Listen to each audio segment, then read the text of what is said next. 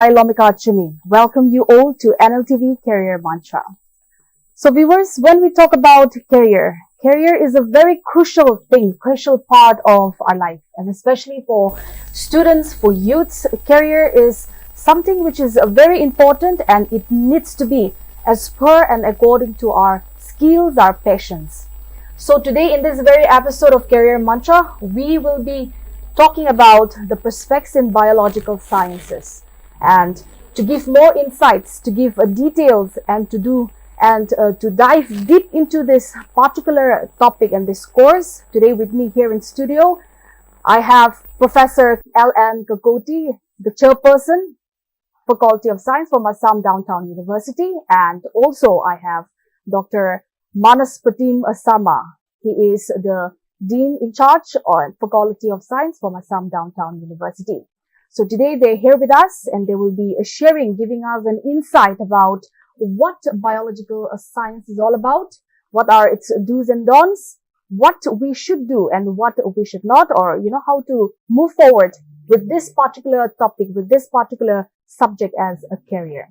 So first of all, before we begin, I'd like to welcome you both to NLTV Career Mantra. So before we start, the first question that, everybody wants to know, and even me, I personally, I also want to know what biological science is all about. So I'd like to ask Dr. Manas, could you please tell us? Thank you, Lomika. It's very important to understand the term biological sciences itself. It's an umbrella term and it is basically a study about life as well as nature. When we say biological sciences, it can be divided into two categories, namely pure as well as applied sciences. Under pure sciences, if I can tell you some names like zoology, botany, agricultural science, veterinary science, these are some of the disciplines that will come under pure sciences. Now coming to the applied part of the biological sciences, subjects such as biotechnology, microbiology, food nutrition and dietetics, forensic science, marine biology, immunology, bioinformatics. There is a whole lot of subjects that can be clubbed under applied sciences. So yes, applied sciences are taking peak these days, but pure sciences along with applied sciences mix the new inventions, and it is the key. And there are certain new subjects that are coming up along with which will fall under the applied sciences, such as space biology and cascade biology. These are some of the upcoming areas which will again be studied in depth. Okay. So again, when we talk about career or when we talk about certain courses, it's obviously it comes along with job opportunities. Like what if we are, is there a scope or things like that? So I would like you to kindly shed some light on this biological sciences, the job prospects that is there in the biological sciences. Right. If we see the current job scenario, and if I categorize the entire job available for the biological sciences students, then it can be broadly classified into three categories. One will be the industry, the second one will be the academia, and the third one will be the research. Now, under industry, different industries such as pharmaceutical industries, food and beverage industries, cosmetic industries, and we have other industries which recruit students who are having a degree of bachelor in either of the biological sciences, or it can be a master degree of either of the biological sciences. Apart from that, they can take up jobs such as data, bioinformatics. They can take up jobs on clinical biology and also on data analysis. These are, or even the scientific writing. So these are some of the job profiles that one can opt in the industry. Now, if you go to the academia, a student with a master degree in either of the biological sciences can go for a teaching position in a higher educational institutes. Of course, they will have to meet the norms of the regulatory authorities such as the University Grant Commission, which says that you should have a PhD degree and also you should clear certain standard examinations such as NEET and STED examination. Under research category, after COVID, we could see the application of biological sciences students in different branches of allied health sciences. In research also, not only the industries, but the government agencies such as Department of Science and Technology, Department of Biotechnology, ICMR, CSIR, all these national agencies used to recruit scientists, and these scientists should have either of the master degree with level of experience and expertise. So depending upon their area of expertise, they can be recruited as a scientist, as a research associate, and so on. So this is briefly the job scenario in case of the biological sciences. Okay. Thank you so much for enlightening us. And again, I'd like to ask you one more question, and that is, since you are the dean in charge of the Faculty of Science from Assam Downtown University, I'd like to ask you, what are the courses provided by your university, by the institution? Right. Currently, we are having 5 master degree courses. To begin with, we have got MSc in Biotechnology, MSc in Microbiology, MSc in Food and Nutrition and Food Nutrition and Dietetics. We also have a course on MSc in Zoology and MSc in Botany. So these are the 5 master degree courses that we are offering to our students. In case of the bachelor degrees, we used to offer bachelor in Biotechnology, bachelor in Microbiology, bachelor in Food Nutrition and Dietetics, and also recently we have added bachelor in Forensic Science to our course. So these are the 9 programs that we are running under Faculty of Science as of now. Okay. Now I'll come to you, sir, Professor Kakoti. I'd like to ask you what kind of curriculum design and also the course structure that you offer at Assam Downtown University. Yeah, thank you. Actually, in the Faculty of Science, as Dr. Manas says that we have 9 programs. So we divide them in undergraduate as well as postgraduate courses. Now, while designing the syllabus, we see that our students get maximum professionalism, intellectual and personal development. So 3 qualities: professional development, personal development, intellectual development. So we look into that matter, and in the 2 cases we are designing the courses. So while designing courses, what we do first, we ask our faculty members, respective unit, respective programs, we ask faculty members to consult the best universities syllabus, even in India, with India and outside India. Then they take up all these things and discuss among themselves. Then first they make it, for each program, for example, biotechnology faculty members, they collect the syllabus from others. Then microbiology, they will collect the syllabus from other universities, and they will compare with us, and we will see that local needs, regional needs, and broader international needs. So we'll combine all these things, then we frame the syllabus. While doing so, after that, we see the course subject, what a course subject in particular syllabus, particular program. After that, we see the elective subjects. Then all together we design. Then what we do, we discuss, and after preliminary discussion, we put it to the BOS, Board of Studies. This is each programs, we have the Board of Studies. So there we call the experts members, our faculty members, discuss. Then finally, once this is approved, then it goes to the academic council, and it's the final body. So final body, they recommend it, then we can implement. So while doing so, we put the course subject. Along with this, we develop certain courses that which help the students. For example, soft skills we added, communicative English we added, then digital literacy we added, then how they communicate. These all syllabus are integrative and professional, they have to do it. Now, for example, along the course subject, we offer certain other courses like organic farming. We offer skill development.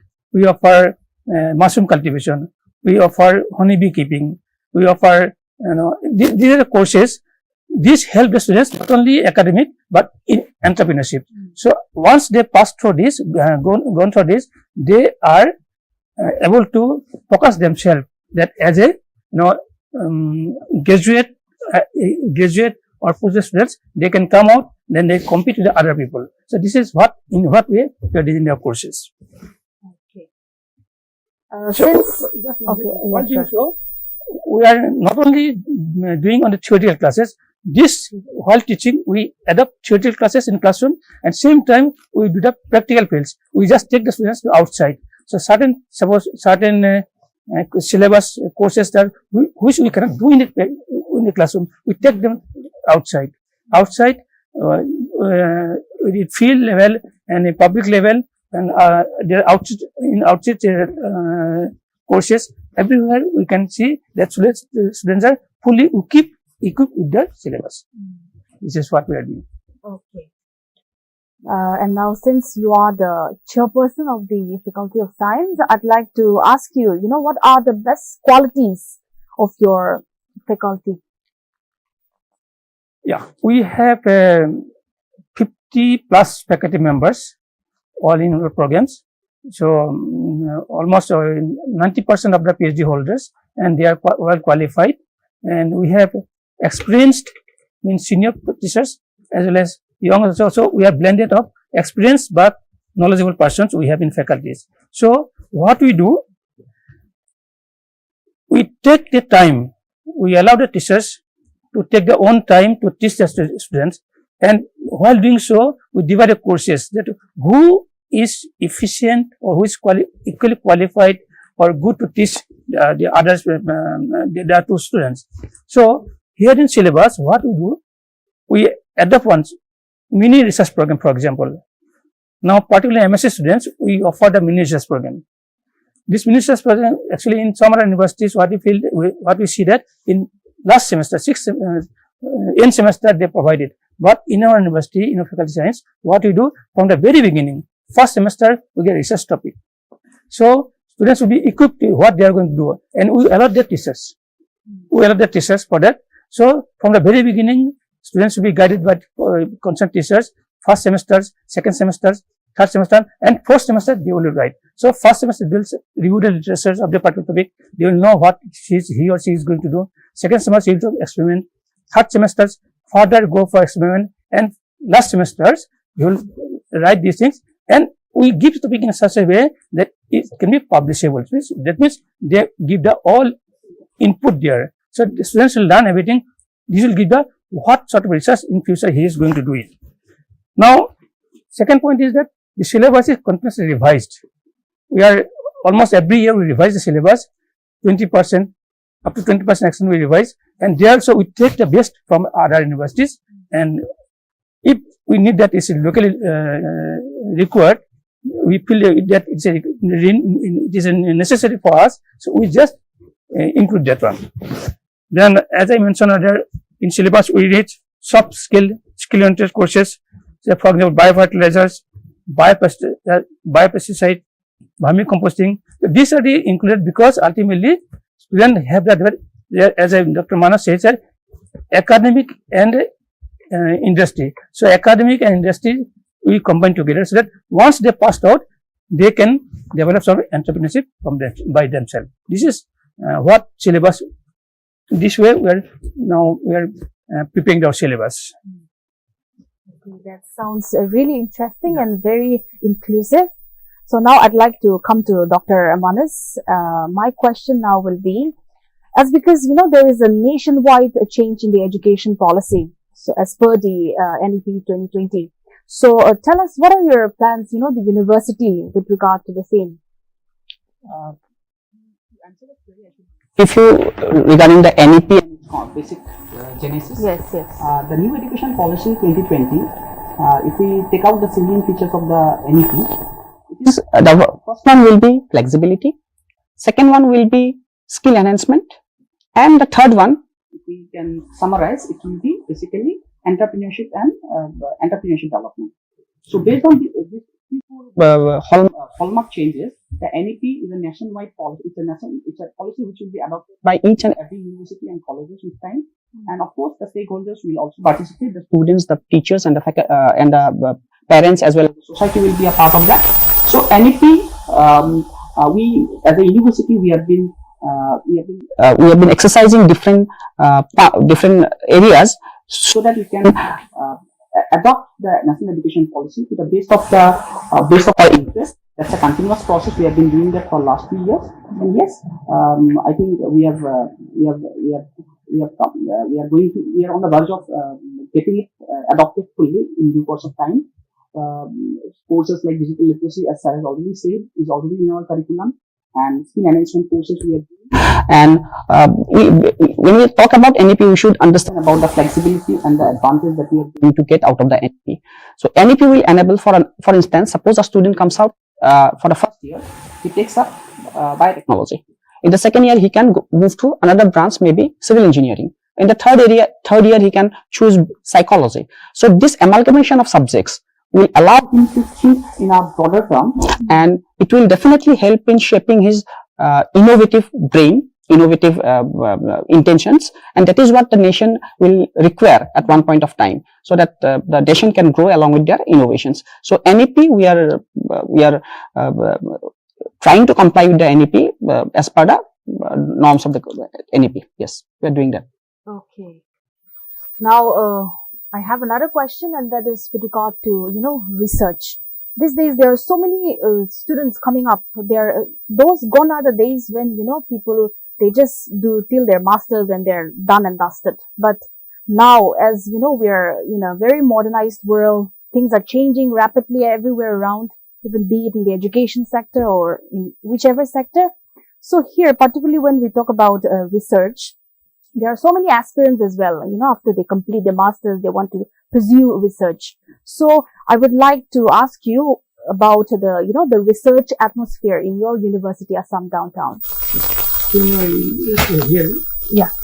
research, just let me, what people know, as I said in the beginning, that we have got project work. So during the particularly MSc, even in BSc also, BSc we have 6 semesters. So we give some topic in this 6 semesters or 5th semesters. So that we just give some research environment, so that, okay, how to do it. Even I'll be happy to inform you that one of our students, 2 students, girl students from biotechnology rating, recently they took part in the Guwahati University, they organized seminar, they presented, they got a 3rd prize in these poster presentations. That is, they are MSc students. When we are starting, we give the research atmosphere from the very beginning. So in a BSc level, we start this. Then once in master also, as I mentioned, research environment from the 1st semesters, 1st, 2nd, 3rd, 4th, we give this flow of research. Now, once, and I said that we do research in such a way, we give topic give such a way, this research can be publishable. It can be published. Then second point, that once they get masters, so definitely they will come for research. Those who are they got job somewhere else, there's different case. But those who are having master's degree and after master's degree, they want to come for research, we have got facilities for that. Because each program, particularly master's, we have got 9 labs, they are well equipped with the high-end instrument. So basic facilities are there. Then recently we have got central instrument facilities. We have got very good instrument like live laser we have, gel dog instruments we have, checker incubators we have, phase constructs microscope we have. So many instruments are there. So students can take up research there. Now, to improve our research, again, our university is giving the seed money project. Our faculties are given seed money projects. They got 2 lakhs to 3 lakhs rupees. So they pursue research. They also, they can involve research scholars, students, and they can do it. So this in that way, we are improving the research environment. So research environment for this, all faculty members join hand together. So for example, we have a project on this, what is called mushroom. So then the honeybees we have. Then we have one faculty is working on cancer, this diabetic too. One research scholar is working on the honeybees cultivation. One is doing on edible insects. So these are what our faculty members are doing, and we do it not only our own students, we attract the students. We have now at present, I think, around 8 regular research scholars. They are getting fellowship. So we encourage students to a research environment in where we are progressing. Yeah. Yeah, please.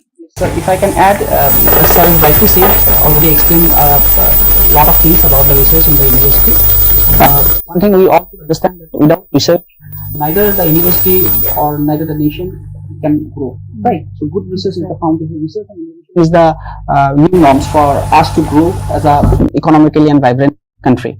So the university is committed in terms of the research activities. We already have successfully completed many government funded research projects, maybe from DBT, DST, Indian Council of Medical Research. Many are going on, which are testimony of our research commitments. Apart from that, we have in the last 1 year or so, we have published around 20-25 patents as a university, which I think is a significant number.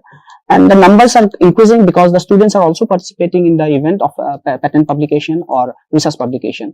Yes, the students also participate in conferences. They used to write book chapters. They used to participate. They used to publish conference proceedings. So the ultimate motive, as sir already has said, is that to impart scientific bent of mind among the students, which is also a part of the NEP. If you can go to the NEP vision, they would like to see the students grow in terms of research and innovation. So we are doing that at our level, at masters, at bachelor. We used to ensure that the students show keen interest in research during their 1 year of research tenure, and we try to impart scientific bent of mind in them and scientific thinking process in them. We would like to inculcate scientific thought process among our students.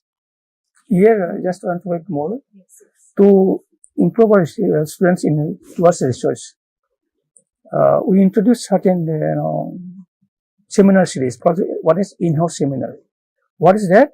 Dear research scholars and students, they have to present seminar. This is compulsory. Every Saturday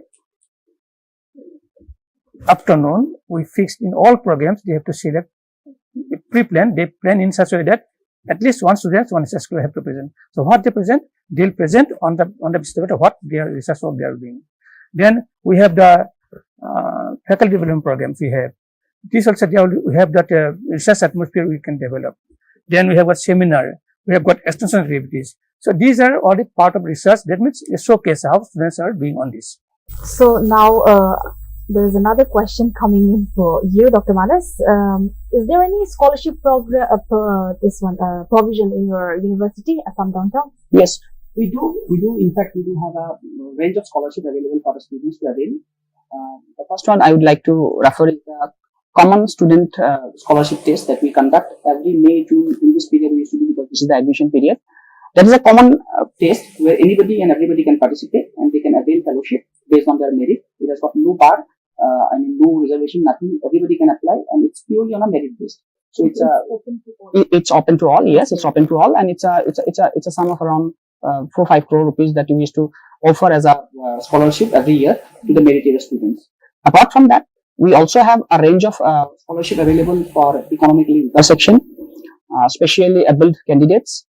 And also we have got scholarship for the talents that come from the sports and the cultural background. If somebody is having a certificates at the level of district or state level or even national international levels, they will accordingly, they can avail fellowship. Same with the cultural activities. If somebody has got somebody has got keen interest on cultural activities and it is reflected by their achievements, we would like to facilitate them with certain level of scholarship that we do. And we also try to nourish such kind of talent so that they can represent not only themselves but also the university in near future.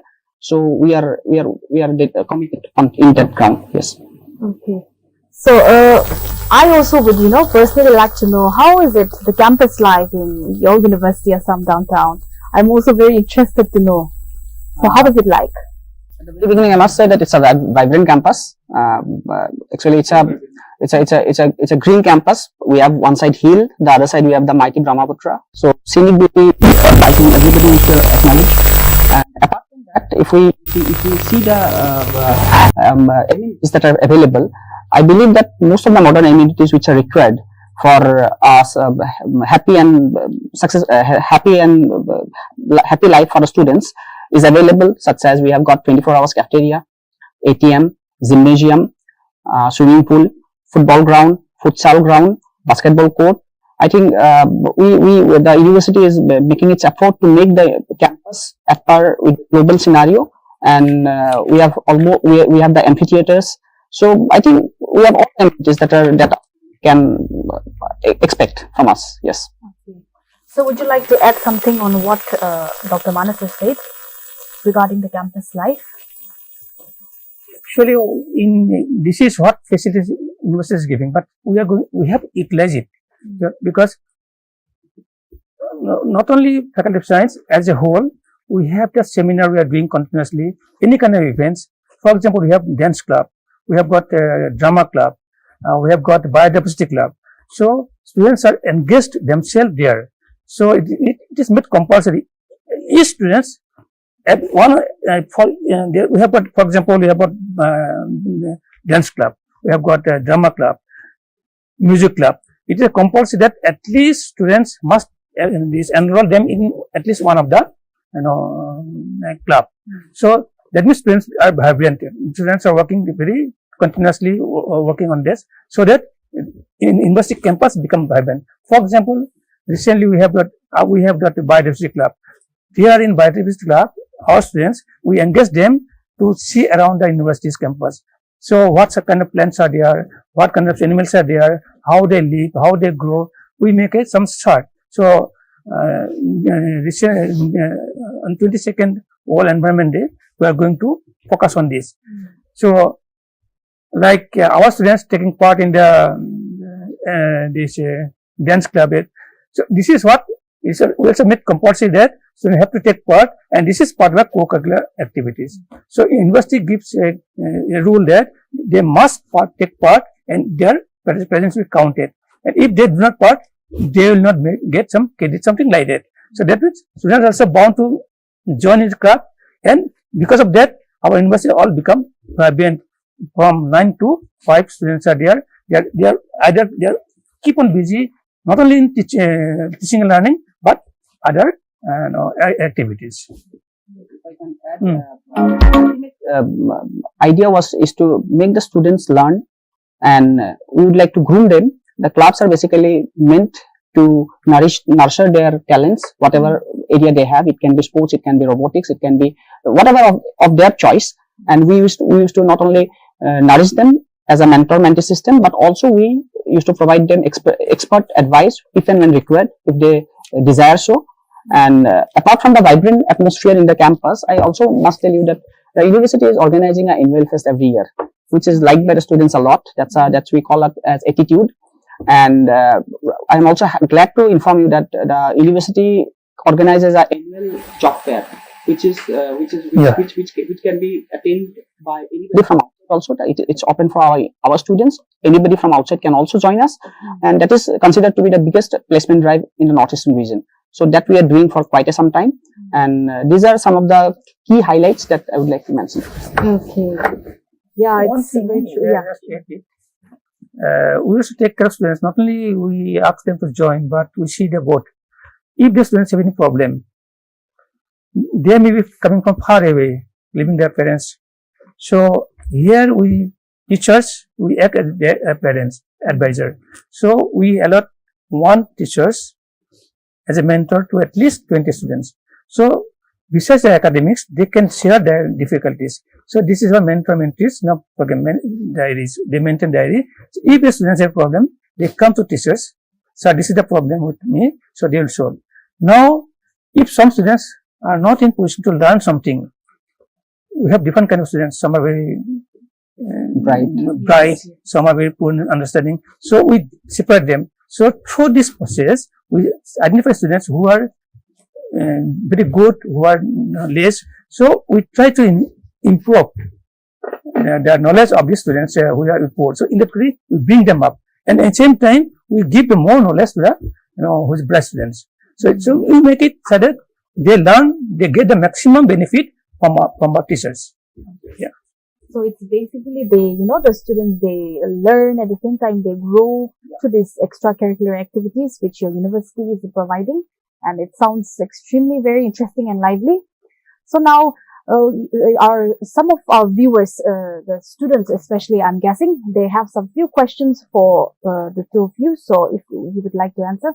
So here, one of the viewers, they've just asked us, what is the eligibility of taking admission in BSc Biotechnology at some downtown university? So any one of you can answer that.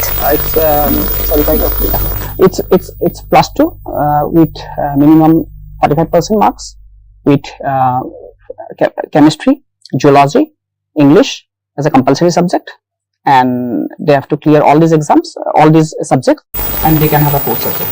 45% of the cutoff for BSc Bio. Okay, so there will be some interview, written tests, kind of a thing. if the student approaches the admission office, we have a allotted seat of around, I think for basic 60. So, if once the 66 are done, we are done with the 66. So that is the limit we have. Okay, all right. So, is there anything like merit basis? Some students they get in some universities or in some colleges they get a direct admission through their, the merit criteria. So, is there something like that with regard to? The students will always get the preference because if there are 100 number of students, we obviously will screen them based on their percentage of class. So that we do until the capacity until the allotted seats are filled. Okay. So here again, another viewer of ours, he or she wants to know if, is there any admission based on sports or NCC quota? Like any scholarship provision? I already mentioned, but still I'll repeat that. Yes, The university is happy to offer scholarship to good sportsmen. So if depending upon the level he or she is playing, maybe international, national, or state level, or even district level, we have scholarships available. We have also scholarship for the NCC A and B certificate holders, because as a university we also have two NCC units that are 50 Assam Girls Wing and 60 Assam Air Wing. So we are running those two wings under our banner. So they can get an entry to those group also, and they can avail the fellowship also. They can still, many of our students used to appear in the BNC certificate from our college that we do regularly, and many of them have achieved their certificates being a student of Assam Downtown University. Okay. Now the next question I'd like to ask Professor Kakuti. What are the facilities provided by the Assam Downtown University? This is a question by one of our viewers, and so he wants to know what are the facilities provided by your university. Like for research facilities, you want to say? Yeah, they have not particularly mentioned, but yeah, you can focus on that. Yeah, as I mentioned, we have the research specialties. Students now, once they come, first they will be groomed. They will be given how to start, they must be acclimatized with the academic atmospheres. So there will be mentors will be allotted. Mentors will train them how to behave behave in the classrooms, how they maintain all these things. And after that, they will be given the classroom teachings. And besides classroom teachings, we have got ICT facilities. We have got laboratory facilities. As I mentioned, we have got CIA lab where they can learn more about research. Then after that, the other facilities like sports, as I mentioned, then science, we have the seminar series, then webinar series, all these things we have. These facilities we provide. And then we have that hostel facilities also. Those are coming from outside. Inside we have hostel facilities, but it is not possible to provide hostels within the campus, but we have got some hostels which are nearby. So they can also, if they approach university's authority, they will manage it. This is for the students. So these are the facilities we provide. Research facilities, then teaching facilities we provide, research facilities we provide. So all around we just help the students to groom as a better and well nourished society, as this civil, well nourished and well groomed civilians, civil servant for the countries. So if I can add one or 2 points to this, yes, the students, he was asking about, I think, facility, right? Yes, facilities. Okay, so a few points I'd like to add on to this. One is the availability of bridge course that we do at the very beginning of the session, because many of the students will come from a different background. There may be language barrier. There can be different sorts of apprehension. So to bridge the gap and to onboard them with the other students, we used to provide a bridge course, and also we used to have an orientation program so that they can know about the university campus, the city, the people around that, to make them comfortable to the university. We run a program of 15 days. This is again as per the norms of the UGC also, AICT also. So we do that. We have a mentor-mentee system in place, which is that the students will be the mentee and the teacher will be the mentor. Each students will be under the supervision of a mentee, which ensures that the students do not, if in case they have any issue related to their stay or their academics, they can come to the mentor directly, and the mentor will communicate the same to the higher authorities so that they can take care of the issue if there is any. So that is another point. So I think these two I was. Okay. Here another last question by one of our viewers. Here now he or she is asking why to choose Assam Downtown University. Why not something else? And why Assam Downtown? So basically, maybe he means like why is the Assam Downtown better than other universities? That's what maybe he wants the answer. I'll try to answer that. Assam Downtown University has already traveled the path of around 12 years, and we are a known group for our excellence in academics and research. Secondly, the university has a total student strength of around 6,000, which includes students from outside India also. We have students from Bangladesh, Nepal, Bhutan. We have got students from African countries like Nigeria.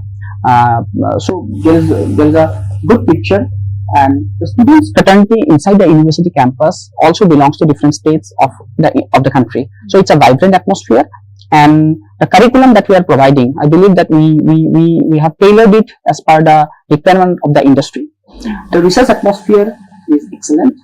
So these are some of the key highlights that I think that makes the university a preferred choice for the candidates or for anybody who would like to apply. So would you like to add something to that? Yeah, as he said, research facility is one important thing, because from Faculty of Science, we are publishing average at least 15 research papers per year in good journals, and we have got a patent. We publish patent, so we give these are not only from research faculty members. This includes the MSc students and research scholars. Then we inculcate the students to do research in the MSc level. So these are the research spaces we are providing. Then academics, if you see the academics, our teaching starts from 9:15 and end by 5. So during this period, we strictly monitor the class conduction. So the students must be there, teachers must be there during class. Of course, we have a break, lunch break on between the two classes. We have about 10 minutes break. But during this period, we strictly monitor that there must be classes. We are very strict. We are very strict in attendance also. So all these things we are taking care of, so that this will help the students. So this is also one of the important factors that the parents, they want that their teachers and their students should be in the right place. So here just I want to add one. There's a vision from our Chancellor Sir, Dr. N.N. Datta, what he wrote in his our website, that you enter to learn, go out to serve, to earn. That means you enter to learn from the university, and you are probably so equipped there. Once you go out, you serve the nation, and while serving, you earn the money, whatever it may be, knowledge, and with a great service to the nations. You are getting knowledge from the university. You are serving. Once you equip with the knowledge, you go to the outside, serve the nations, and earn this with more professionalism and absolute professionalism in serving senior in the world. So not only local, you may serve in the outside. So I may give an example. For example, biotechnology is a modern subject. It is an emerging subject. Our students, our alumni, they are presently doing research in Japan. They are working in the different pharma company.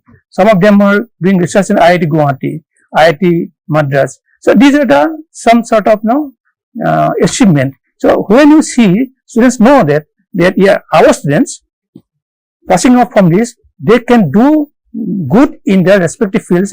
Definitely it goes to mouth, and students get attracted, and they come and join us for a further learning. This is what I feel.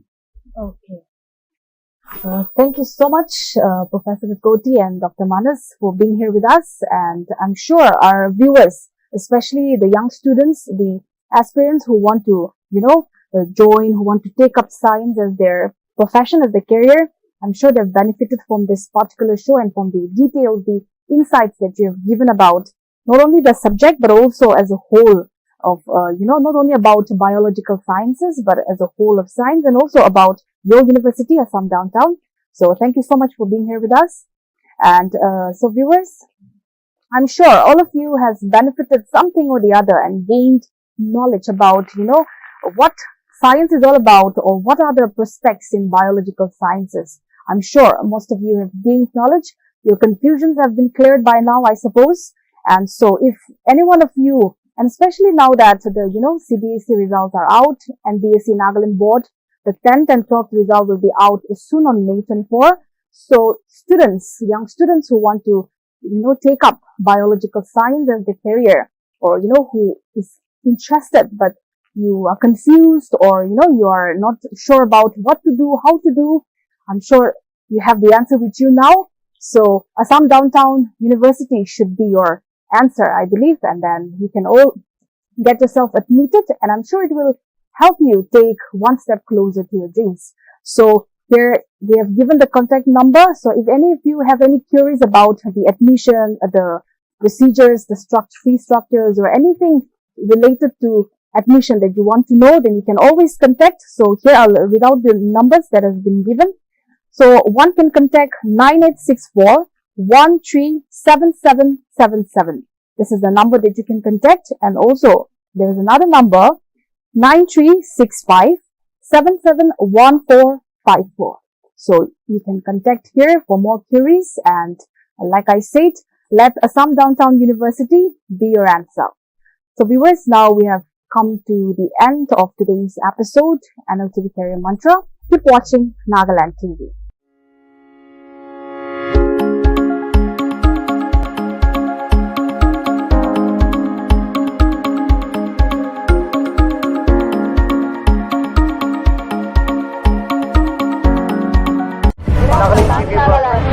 Nagaland TV, Sop Manulaga Awas. Watch us live on Geo TV and on your television sets as well. For Dimapur viewers, we are on channel number 994 in Global Chapter, and Kohima and Mokokchung viewers, switch to channel number 138 on Horn.